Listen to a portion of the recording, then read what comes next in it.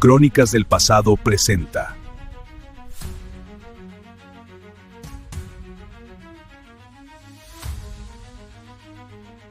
A lo largo de su historia, Roma sufrió derrotas. Perdió batallas, perdió ejércitos, incluso perdió generales importantes, pero casi siempre ocurría lo mismo. Roma caía y luego se levantaba. Sus enemigos podían vencerla una vez, dos veces, tal vez tres, pero tarde o temprano las legiones regresaban más numerosas, más organizadas y más decididas. Por eso los romanos estaban convencidos de algo. Roma podía perder batallas, pero Roma nunca podía ser destruida. Sin embargo, hubo un momento en la historia en que esa certeza estuvo a punto de romperse. Un día en que el ejército romano más grande jamás reunido fue rodeado, aplastado y prácticamente aniquilado. Un día en que Roma miró al abismo. Ese día ocurrió el 2 de agosto del año 216 a.C., en una llanura del sur de Italia llamada Canas. Hannibal Barca, el hombre responsable de ese desastre y que durante siglos provocaría miedo en Roma. Para comprender lo que ocurrió en Canas, primero hay que entender la guerra que llevó a ese momento. Durante el siglo III a.C., dos potencias dominaban el Mediterráneo occidental: Roma y Cartago. Roma era una potencia terrestre, Cartago era una potencia marítima, con una red comercial que se extendía por todo el Mediterráneo. Durante décadas, ambas potencias chocaron por el control de territorios, rutas comerciales y colonias. Ese conflicto terminó explotando en la Primera Guerra Púnica. Fue una guerra larga y costosa. Roma, que al principio no tenía experiencia naval, terminó construyendo una enorme flota. Después de más de 20 años de lucha, Cartago fue derrotada, perdió Sicilia, perdió influencia y tuvo que pagar enormes indemnizaciones a Roma, pero la derrota no significó el final del conflicto. En Cartago crecía un deseo profundo de revancha, y dentro de una familia poderosa, los Barca, ese deseo se convirtió en una misión. El líder de esa familia era Amílcar Barca, un general brillante que después de la guerra llevó a sus ejércitos a Hispania para reconstruir el poder de Cartago. Fue allí donde su hijo Aníbal creció, entre soldados, entre campañas militares, entre historias de la derrota contra Roma. Según una famosa tradición romana, cuando Aníbal era todavía un niño, su padre lo llevó frente a un altar y le hizo jurar odio eterno contra Roma. No sabemos si ese episodio ocurrió exactamente así, pero lo que vino después sugiere que ese juramento definió toda su vida. Aníbal se convirtió en soldado muy joven, aprendió guerra, estrategia y liderazgo, y cuando finalmente heredó el mando del ejército cartaginés en Hispania, comenzó a preparar algo extraordinario, una guerra que nadie esperaba. En el año 218 a.C., Aníbal decidió atacar Roma de una forma completamente inesperada.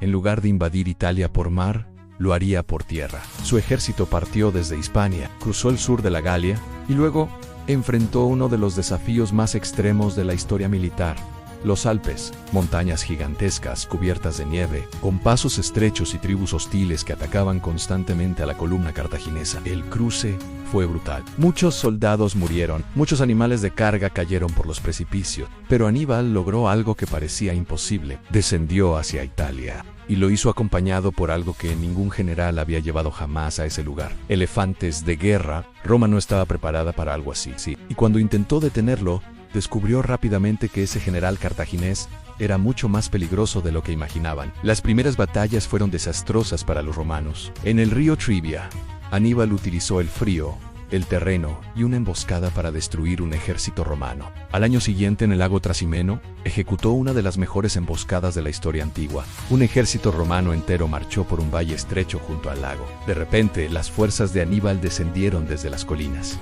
Los romanos quedaron atrapados, miles murieron, miles fueron capturados. Fue una derrota humillante. Roma entró en pánico. Un ejército enemigo estaba moviéndose libremente por Italia y parecía invencible. Para enfrentar la crisis, Roma tomó una decisión extraordinaria.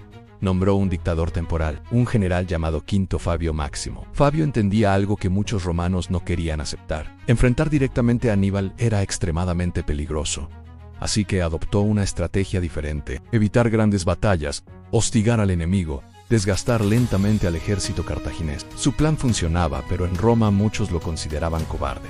La población quería una victoria decisiva. Querían una batalla que terminara con Aníbal de una vez por todas. Y finalmente, el Senado decidió concederles esa batalla. En el año 216 a.C., Roma reunió el ejército más grande de su historia: 8 legiones romanas, más las tropas de sus aliados italianos. En total, más de 80.000 soldados. Era una fuerza gigantesca, un ejército capaz de aplastar casi cualquier enemigo del mundo antiguo. El plan era simple: buscar a Aníbal, forzarlo a luchar y destruirlo con superioridad numérica. El lugar elegido para el enfrentamiento fue una llanura cerca de la ciudad de Canas, en el sur de Italia, un terreno abierto, ideal para el tipo de combate que Roma prefería. Los romanos estaban convencidos de que esta vez la guerra terminaría. La mañana del 2 de agosto, ambos ejércitos se desplegaron para la batalla. El calor del verano italiano era sofocante. El polvo se levantaba bajo los pies de decenas de miles de soldados. Los romanos organizaron su ejército de forma tradicional. Infantería pesada en el centro.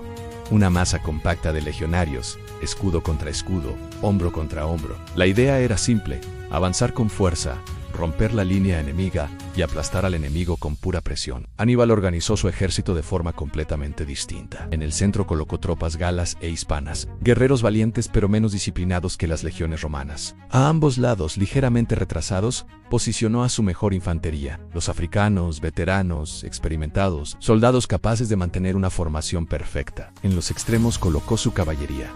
Y esa caballería era superior a la romana, más rápida, más agresiva, más experimentada. Todo estaba listo. La batalla comenzó, las legiones romanas avanzaron con su peso característico, miles de hombres empujando hacia adelante. El centro cartaginés resistió y comenzó a retroceder. A los ojos romanos, aquello parecía una señal clara. El enemigo estaba cediendo. Las legiones avanzaron con aún más fuerza, pero lo que estaba ocurriendo no era una retirada.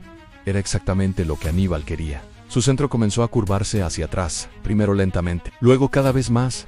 La línea cartaginesa se convirtió en una especie de arco, y los romanos, convencidos de que estaban ganando, avanzaron cada vez más profundo dentro de esa curva. Cada paso los llevaba más adentro de la trampa. Entonces, llegó el momento decisivo. Cuando el ejército romano estuvo completamente comprometido en el centro del campo de batalla, Aníbal dio la orden. Las tropas africanas avanzaron desde ambos lados. Atacaron los flancos romanos. Al mismo tiempo, la caballería cartaginesa derrotó rápidamente a la caballería romana. Luego cruzó el campo de batalla y atacó por la retaguardia. En cuestión de minutos, el ejército romano quedó completamente rodeado.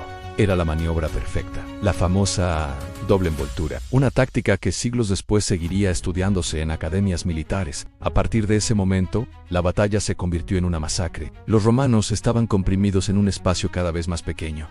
No podían maniobrar, no podían reorganizarse. Miles de hombres intentaban luchar en un espacio reducido, chocando unos contra otros. Los cartagineses atacaban desde todos los lados. El cerco se cerraba lentamente. Durante horas el ejército romano fue destruido. Uno de los ejércitos más grandes que Roma había reunido jamás dejó de existir. Las cifras fueron devastadoras. Entre 50.000 y 70.000 romanos murieron ese día. Cónsules, senadores, oficiales, legionarios. Fue una de las peores derrotas militares de toda la historia antigua.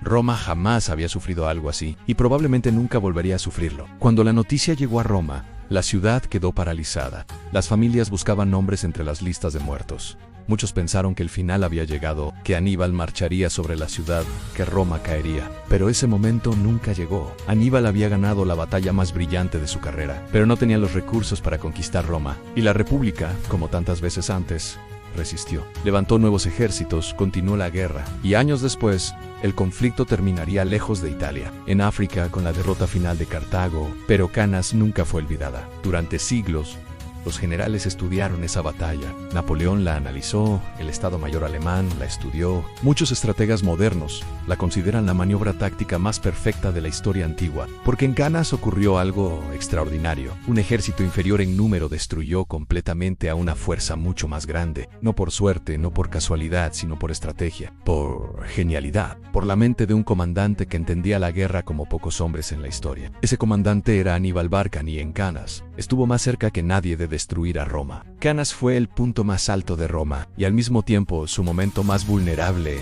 porque ese día un solo hombre hizo lo que parecía imposible: derrotar al imperio en su propio juego. Pero Canas no fue casualidad, fue el resultado de años de estrategia, decisiones y una mente fuera de lo común. Si querés ver cómo empezó todo, tenés la historia completa de Aníbal en el canal. Hasta la próxima.